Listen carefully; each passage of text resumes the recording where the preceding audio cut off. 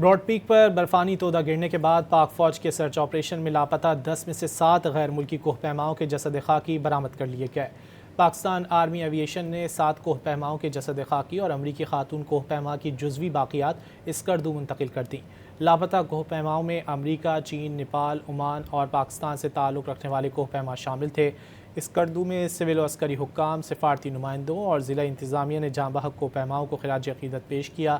خراب موسم اور مسلسل برفانی تودوں کے باعث پاکستانی، نیپالی کوہ پیما کے جسد خاکی اور امریکی خاتون کی باقیات تاحال نہ مل سکیں۔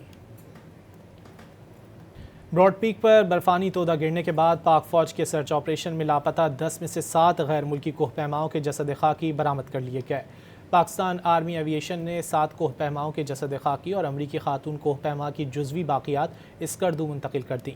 لاپتہ کوہ پیماؤں میں امریکہ، چین، نیپال، عمان اور پاکستان سے تعلق رکھنے والے کوہ پیما شامل تھے۔